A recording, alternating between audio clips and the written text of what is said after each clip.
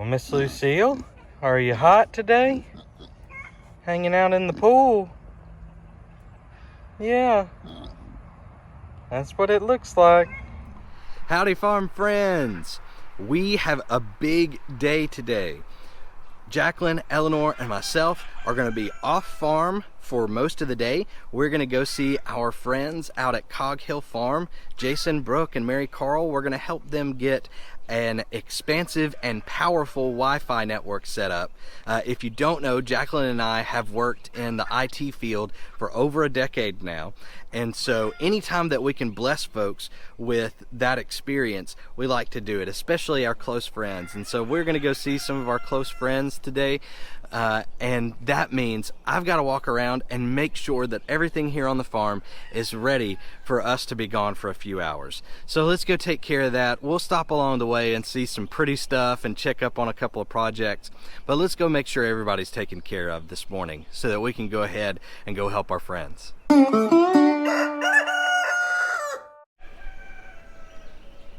Check out the green stalk.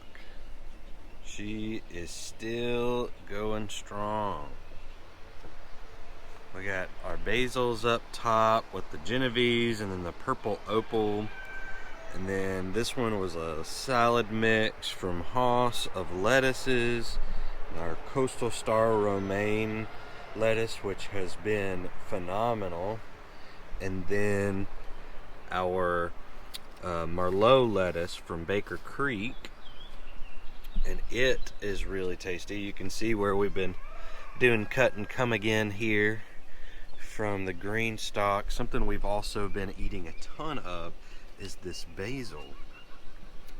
We've been making some basil mint lemonade with this stuff, and it has been so good. And basically all we're doing, I say that like we're doing something super fancy, but all we're doing is putting basil and fresh basil and mint into lemonade and letting it sit overnight, and y'all, it is delicious. But I've gotten to a point where with this basil where I'm really having to prune it so that it will branch out and grow more, because if I just let it grow straight, we're not going to get as much basil out of it, and we are using a ton of basil right now. So what I'm doing is, let me see if I can find one here. This one I recently pruned, so you can see here that what I did was I found an area on the basil that had a strong branch of two, so like this, and then I topped it out. I took off that top to use in some lemonade, and so now you can see on this one that it's got two separate branches that are growing now. And this one, I'll do it with that one here pretty soon.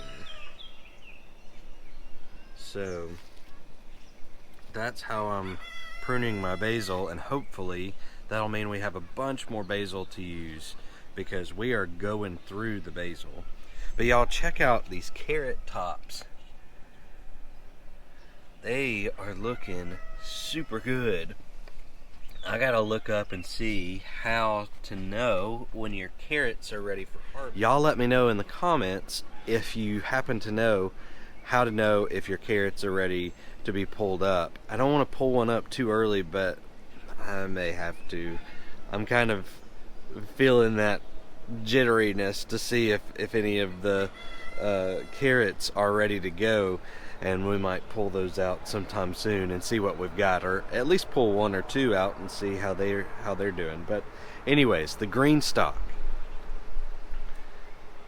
is looking awesome still, and so far the cut and come again method is working really well. You can hardly tell we've been eating out of this.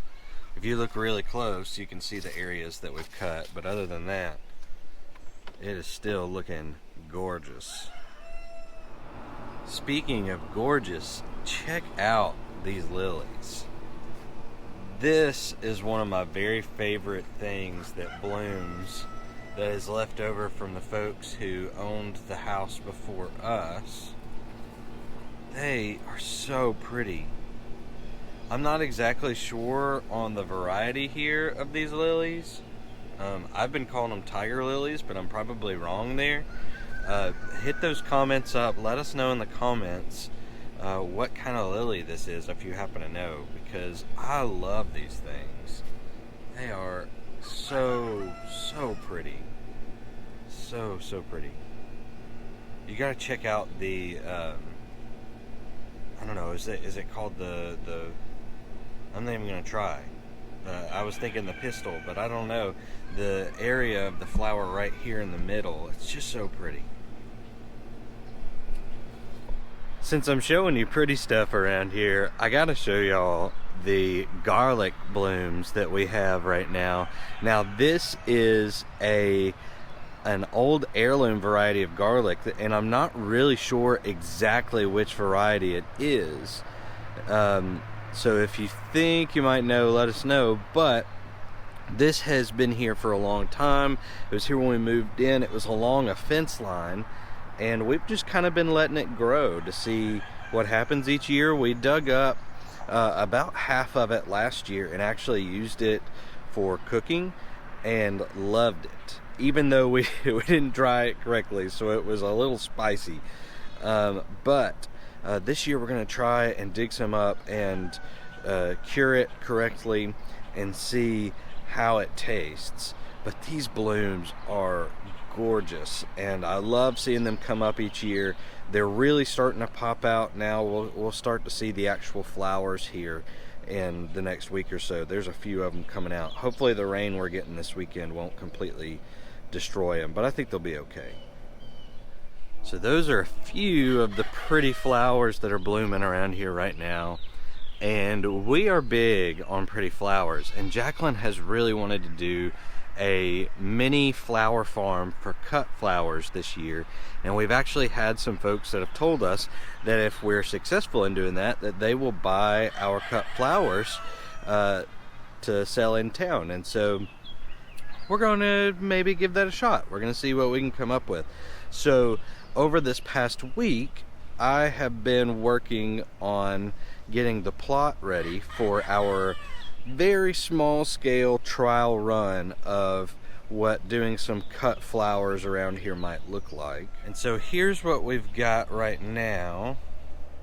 We are taking some notes from what our friends at Cog Hill Farm have been doing for cut flowers. They are actually starting to sell their cut flowers over at Petals from the Past in Jemison, which I think is so cool. And Jacqueline actually picked some of their cut sunflowers up last time she was at Petals from the Past for Mother's Day with her mom and sister, and they were so stinking pretty. Y'all, I was so impressed with the sunflowers that they grew out on Cog Hill Farm. And not only were they pretty, but they lasted for well over a week in water. And I was not expecting that. A lot of times I've seen cut flowers, they'll last for, you know, a couple of days, but these sunflowers were so pretty for well over, around a little over a week, I think. And man, I was so impressed. I thought that was so cool. So I can't wait to put some more of our Cog Hill collection sunflowers from Haas into the ground out here, so that we can have some of those pretty cut flowers of sunflowers all through the season. But anyways, here's what I've done so far. I laid out this ground covering, but of course first I had to till this area up, so use the tiller over there to till all this area up. And honestly, the tiller did not do a fantastic job of getting this completely prepared. As you can see, there was a good bit of grass left growing in that dirt. And so what I did was I got the wheel hoe out here and started working with the wheel hoe, and just ran that wheel hoe straight through here several times, back and forth. it didn't take me that long. It probably took me about half an hour to do, and this is a little over 300 square feet of, around 360 square feet of garden space. So I used the wheel hoe. Took me about 30 minutes to do about 360 square feet, and then it was looking so much better. And so once I had the area tilled and cleaned up, and for the most part free of grass, I went ahead and rolled out this weed mat, this covering, and we'll leave some links in the description to all of this stuff so that you can find it if you want to find it and use it. So I rolled out this ground covering, and that's where we're at now. As you can see here, the way that I've done it is each one of these little lines is spaced out a foot. And so what we're going to do is we're going to skip that first line that's right on the edge. We're going to plant 1, 2, 3, and then we've got 1.5 feet here where the two overlap, and then we'll plant 1, 2, 3. So we'll leave that 1.5 right there as a row to walk through and access the flowers. And then we've got another 1.5, and we'll go 1, 2, 3. So we will have 9 rows that are about 36 feet long, but we'll probably wind up using about 34 feet of that. And we'll plant every 9 inches, and we'll run drip tape. And we're gonna try this out. We're gonna run the drip tape on top of that ground cover cloth, because that seems to be working well for our friends over at Cog Hill. And so we're gonna give that a try and see how it works out for us this summer with our cut flowers. I think it'll be good. Like I said, it's working well for Jason, Brooke, and Mary Carl over there at Cog Hill, so we're gonna give it a try. I mean, worst that can happen is that we see that it's not working and we go ahead and just do top water or overhead watering for the summer, and we'll get over it. We'll figure it out. We'll do it better next time. That's what we're all about, is trying and getting better with each time. So here is a report on our gourd tunnel. As you can see, it's still kind of slow going. I really need to get out here and feed these plants. But you can see some of them are doing better than others, and we will be feeding these, like I said, this week. We're getting some rain this weekend, and so it's the first time we've had rain in a little bit. So I want to give that rain a chance to come in and do its thing, and then we'll come in and feed everything once the rain is kind of drained out a little bit, because I'm just not great with fertilizer, and so I don't want to take the chance of fertilizing at the wrong time and losing all of that fertilizer that I'm putting out. So we'll wait for the rain to come through this weekend, and then we'll fertilize a few days before the rain's supposed to come back. So very excited with the progress on the gourd tunnel, though. These fellas right here seem pretty excited about it too. Hey boys. Hey boys. Yeah, howdy. We got Gravy here on the left and Biscuit on the right. And they are all settled in. Hopefully y'all saw that video on Thursday where you got to know them. If you didn't see that video, once you're done with this one, head on over there. We will put a link in the description. And since it's our last video, it will be linked in the end screen until next week when we put another video out. But these guys right here are already so loved and having such a great time living here on Head Family Farm, and we are loving having them around. Yes, we are.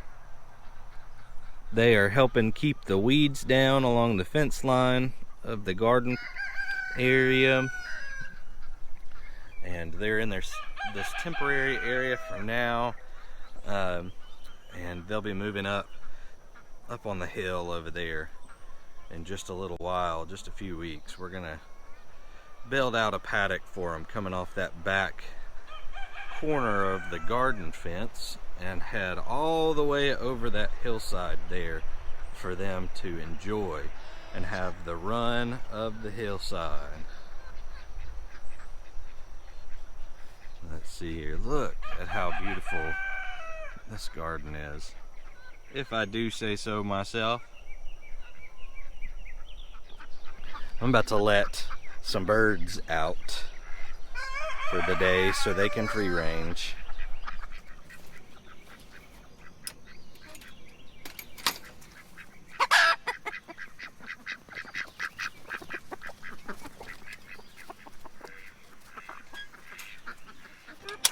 Alright, babies, it's time to go.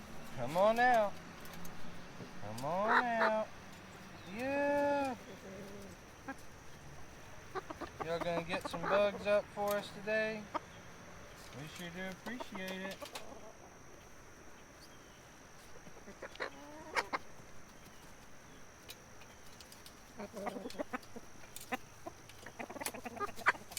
Ooh, those big boys coming out of there. Hey there, Biscuit. How's it going, buddy? You still feeling good about everything? Yeah? Yeah, you getting settled in? Oh my goodness. Yeah. I know you've been sleeping in your new house. Yes. Oh, sweet cuddles. Those are sweet cuddles. Been sleeping in your new house. How's the new food treating you? It doing all right? We noticed you were a little skinny. Yeah, but I think you're doing better now. We've been giving you some treats.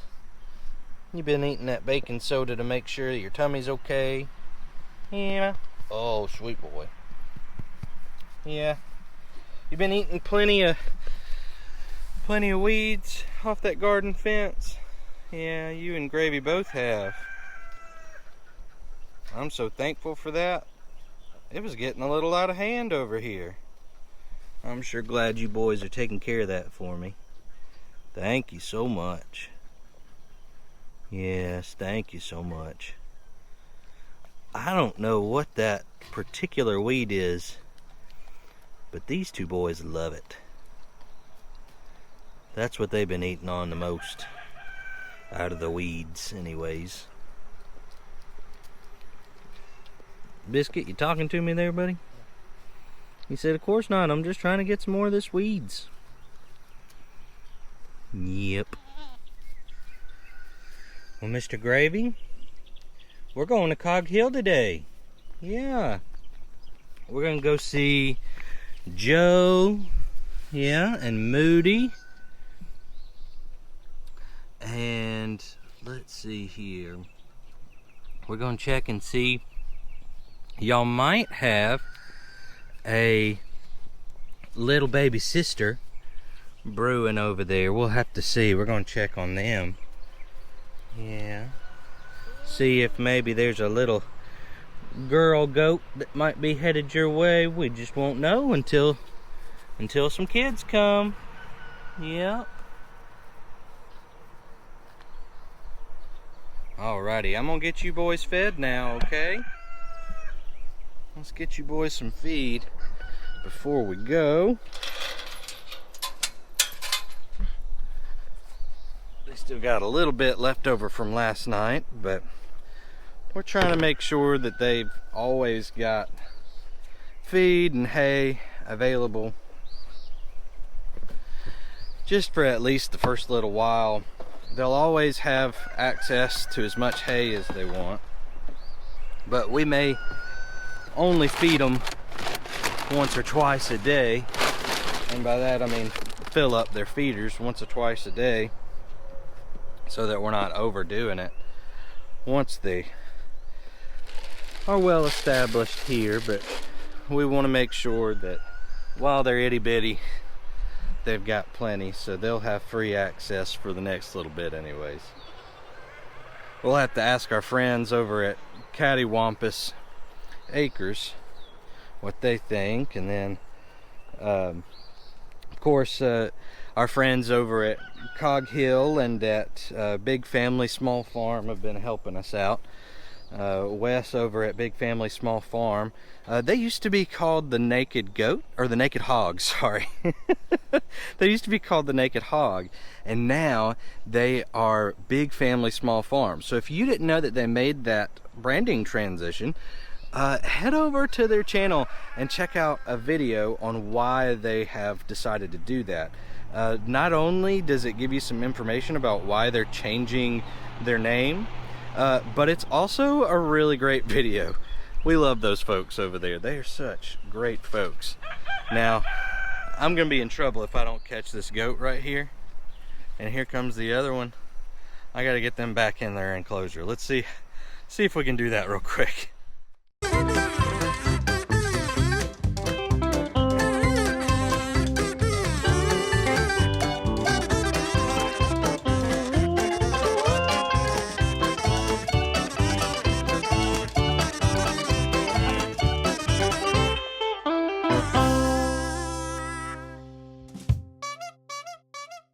Can y'all believe how easy that was to get goats back into their paddock? These two boys are so sweet, and they've been so well socialized, and that has a lot to do, it has everything to do with where they were born and raised to this point. Our friend Miss Judy over at Sneed's farmhouse has been taking care of these boys since her goat Luna kidded them just a few months ago. They have been involved with the it's kind of a petting zoo at Sneed's farmhouse, but it is more than that. If you go and reserve a tour, book a tour with Miss Judy at Sneed's farmhouse, you get to go around and meet the animals, but it's more than that too. You get to love on some animals. Miss Judy's gonna love on you. She's gonna teach you a lot about the animals that are around, but also they have this beautiful creek area, and she'll take you down there and you get to look for crawfish and that sort of thing, and cool off by the creek, because it is hot right now in the summertime, but you get to cool off by the creek. Eleanor enjoyed jumping around at the creek when we were there picking up the boys last weekend, and you learn so much. You get to meet chicks, chickens, peacocks, turkeys. She has 2 Dexter cows that just captured my heart when we were over there. Miss Judy is wonderful. If you go to Sneed's farmhouse, you're not going to be disappointed, but you do have to book a tour ahead of time. Please don't just show up and surprise Miss Judy. Do book a tour ahead of time, and we'll put her link in the description of this video. We love Miss Judy, and she blessed us so tremendously with how these boys have been brought up from the very beginning. And so thank you, Miss Judy. Honestly, I cannot imagine a better pair of goats to get started with. Biscuit and Gravy are wonderful, and we know that that is because of the love that you poured into them. Alrighty, we're gonna let this grow out, flock back out.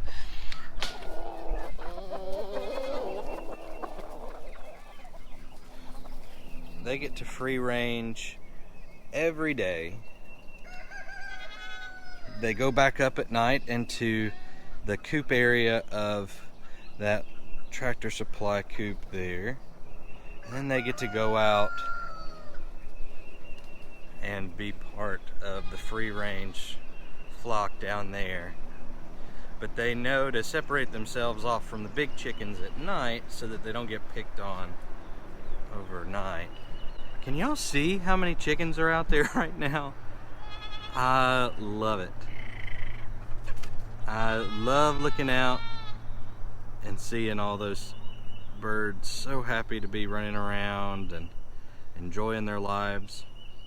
Now, free-ranging birds is not an option for everybody. It just isn't. In fact, for a long time, it was not a great option for us. We had issues with predators around here like you wouldn't believe when we first got started. And so we have added on to our fencing over and over again. We have had to deal with some predator issues in some not so nice ways, we'll just put it that way, not so pleasant ways, but we are to a point now where we do feel comfortable free ranging most of our adult birds, and we are so happy to be able to do that. If we do run into predator problems again, which I'm sure we will at some point, then we will lock down the birds for a little bit until we feel better about having resolved that particular predator issue, and then we'll let them out. The way that we do things around here is we would much rather a bird have a very happy life for a shorter amount of time if a predator gets to them than locking them down in a smaller cage. And I don't want to offend anybody that uses smaller cages. You know what works for your birds.